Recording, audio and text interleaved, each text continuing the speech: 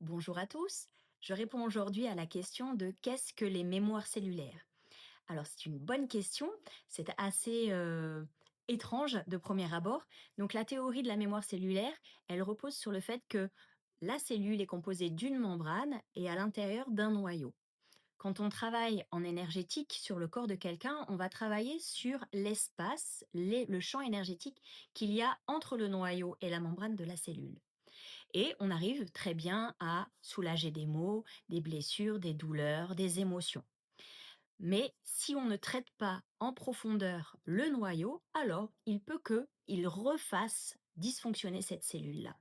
Donc la théorie des mémoires cellulaires, c'est d'aller s'intéresser à l'information qu'il y a à l'intérieur de ce noyau de la cellule. À l'intérieur, il y a donc notre patrimoine génétique, ce qu'on a hérité de la lignée de notre mère et de la lignée de notre père. Ce patrimoine génétique, il fait qui nous sommes. Il détermine qui nous sommes. Cependant, on hérite avec ce patrimoine génétique de certains traumatismes ancestraux, familiaux, qu'on se passe de génération en génération, comme la famine, la peur de toujours manquer, le besoin de toujours accumuler, avoir assez, manger beaucoup, ou comme des traumatismes liés au sexe opposé. Les hommes sont un danger pour la femme, il faut s'en méfier, on ne peut pas leur faire confiance, etc. Un nombre impressionnant de traumatismes qui sont en nous, qui peuvent très bien rester dormants et dont on ne prendra jamais conscience, mais qui peuvent aussi complètement influencer notre mode de vie, notre fonctionnement au quotidien, sans que pour autant on sache d'où ça vient et même parfois sans qu'on en ait conscience. À ces mémoires-là, ces mémoires familiales et ancestrales, vont venir dans ce noyau-là s'ajouter tous les traumas de notre vie. C'est-à-dire toutes les fois où face à une situation, notre cerveau n'a pas été en capacité de l'analyser, de le traiter, et il l'a enfoui. Ces traumatismes-là, soit par accumulation de petits traumatismes, soit suite à un choc émotionnel profond, vont faire eux aussi dysfonctionner la cellule en provoquant soit des blessures, des maux physiques, des maladies, des douleurs, soit des problèmes émotionnels, la dépression, la tristesse, l'anxiété, le stress, etc.